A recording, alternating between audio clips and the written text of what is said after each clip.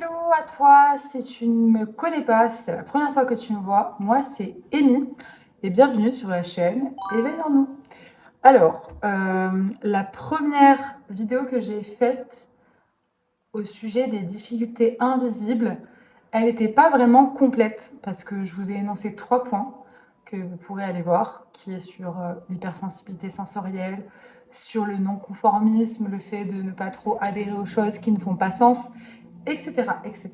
Ça me fait trop rire, je sais pas si vous avez capté, mais je fais des avant, arrière. Mais ça dynamise la vidéo, c'est pour vous garder avec moi, ok? Et puis comme ça, il y aura moins de montage. Et le mode de vie linéaire, on fait toujours la même chose, enfin voilà, sans respecter vraiment l'énergie cyclique. Et ça me correspond pas non plus. J'ai omis, mais c'est bien parce qu'on va en parler dans cette partie-là, des difficultés invisibles qui me pèsent le plus actuellement. Bon, même si déjà celles que j'avais énoncées avant, elles sont déjà costauds. Vraiment celle qui me prend le plus d'énergie, et peut-être que tu te retrouveras là-dedans. Je ne sais pas si c'est un fonctionnement neuroatypique ou si c'est autre chose, mais le flot de pensée incessant. Je ne sais pas si toi aussi tu es concerné par ça, mais c'est le fait d'avoir une idée et hop, t'en as une autre. Et cette idée-là entraîne encore une autre idée. Et en fait, ça ne s'arrête pas. Et du coup, c'est toujours activé là-dedans. Et du coup, ça peut aussi entraîner, pour ma part, de la dissociation. Le fait de ne pas avoir le temps passé. Le fait aussi, ben, on en revient à ce que je disais dans la première vidéo, de commencer une tâche et de ne pas la terminer. D'oublier ses affaires aussi parce que tu penses déjà à autre chose. Euh, voilà, ça cause pas mal de soucis, je trouve. Mais vraiment, la perte dans l'espace et dans le temps, ça m'arrive très souvent. En montant la vidéo, je m'aperçois que j'ai pas parlé du côté positif quand même du flot incessant de pensée. Parce que en vrai, je pense qu'on a une créativité très grande aussi et que c'est ce que je disais, on est le genre de personne à pouvoir impulser des projets, à lancer des idées.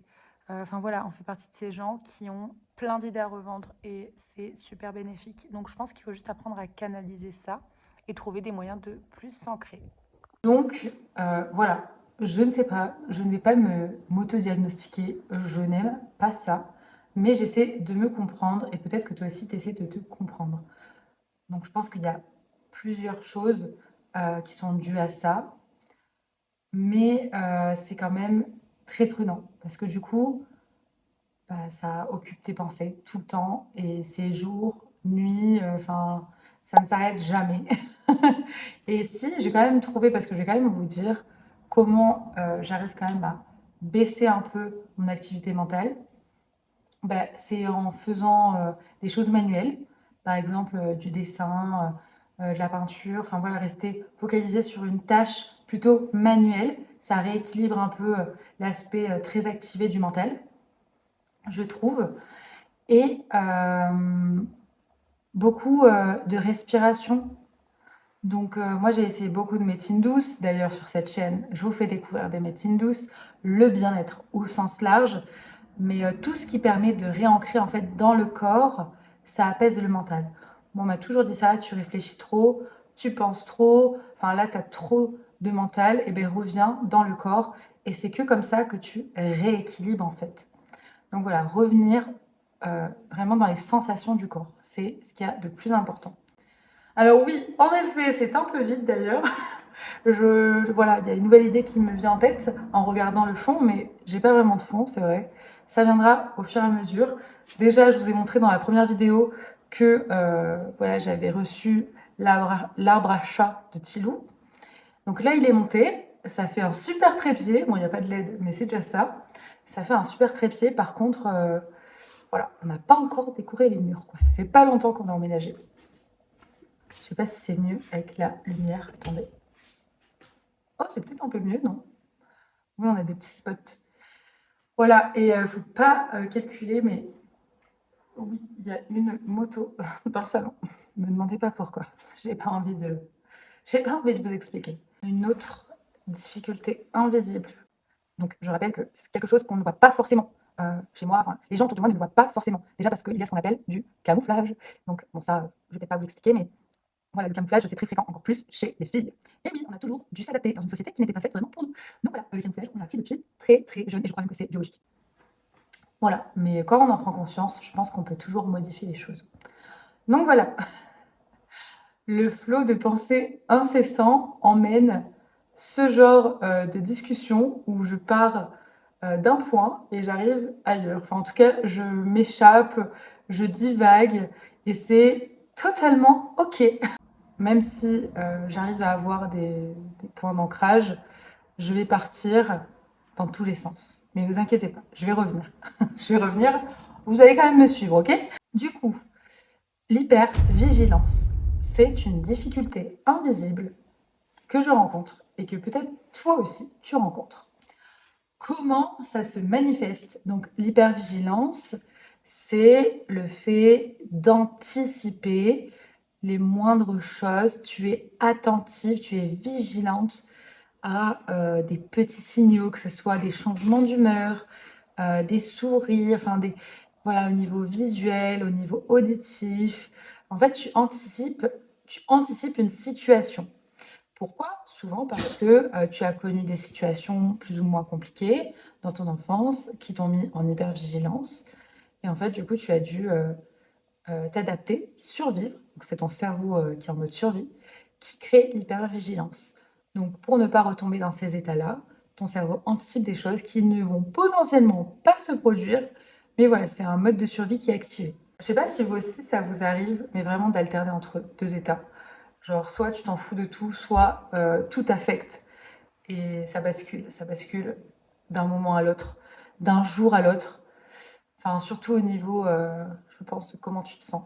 Si tu es fatigué, si tu es en forme, dans quelle phase de ton cycle tu te trouves en tant que femme, voilà, quels événements tu vis en ce moment aussi dans ta vie, forcément, ça peut affecter tout ça. Ah oui, le perfectionnisme, je trouve que tout a un peu un lien et je pense que tout s'explique, surtout quand on a eu une enfance un peu insécure ou du moins avec des comportements qui ont été insécurisants ou des choses où peut-être on a dû avoir des responsabilités trop tôt ou tu étais un enfant mais tu as dû être pas le parent, mais tu as un peu été le thérapeute de ton parent, ou tu as dû voilà, grandir trop vite. Je pense que ça arrive souvent, tous ces cas de figure-là. Mais voilà, le perfectionnisme, du coup, moi, comment ça se manifeste? Je sais pas toi, mais c'est soit je m'engage à fond, mais à fond dans cette tâche, et je donne du meilleur de moi-même. Et je ne m'écoute plus, je n'écoute plus comment je me sens, je n'écoute pas si j'ai faim ou si j'ai soif.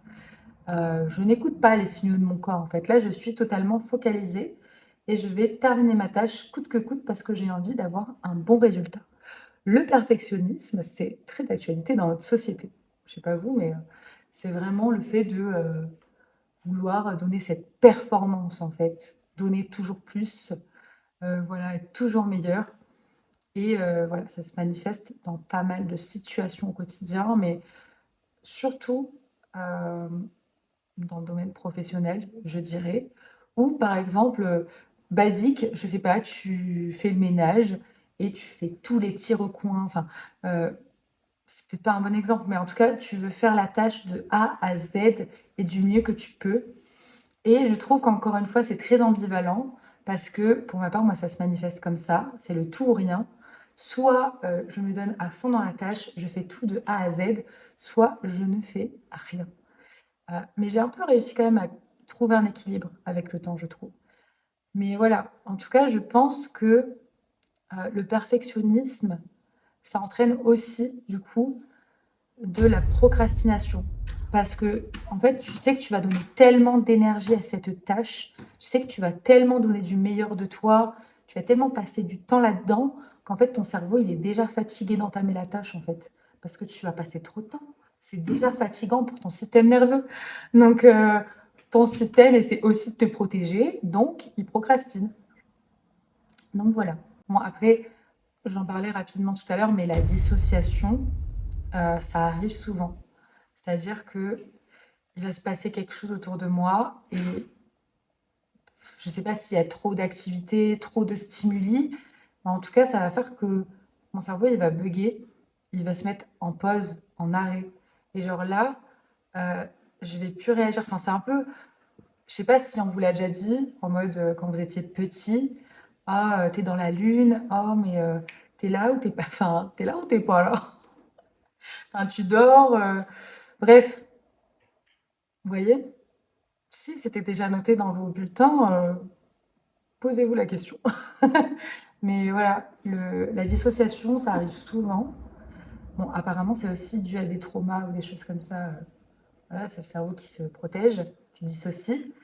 Mais moi, ça m'arrive souvent, ouais, quand je suis fatiguée ou qu'il y a trop de stimuli à l'extérieur de moi. Et du coup, et ça m'arrive même parfois, c'est très bizarre, j'ai l'impression d'être présente. Je vais écouter la personne en face de moi et je l'écoute attentivement. Et là, d'un coup, il y a un, je sais pas, j'ai l'impression que je regarde la scène de l'extérieur de mon corps. Je vois ce qui se passe, je suis consciente, je peux réagir, hein, tout va bien jusque-là. Mais par contre, j'ai l'impression que je vois la scène, mais je sais pas, pas d'en haut, mais voilà, pas directement. On dirait pas que, on dirait que je suis spectatrice, quoi. C'est très bizarre cette sensation. Je pense que c'est dû à la dissociation. Si je me trompe, vous me dites. Mais voilà. Donc c'est vraiment intimement lié et bien sûr que en fait notre système nerveux il reproduit juste ce qu'il a appris, il répète de par les expériences qu'il a vécues. Donc en fait, je pense vraiment que oui, ça peut aider de dire des phrases, d'ancrer de nouvelles pensées, etc. Mais notre système, il apprend avant tout grâce à l'expérience. Donc c'est des expériences répétées qui vont le reprogrammer en fait. Bien sûr, il faut un accompagnement. Bien sûr, il faut déjà avant toute chose prendre conscience de ces choses-là, parce que si on n'en a pas conscience, on ne va pas travailler dessus, on ne va pas demander de l'aide, on ne va pas aller voir quelqu'un, quoi.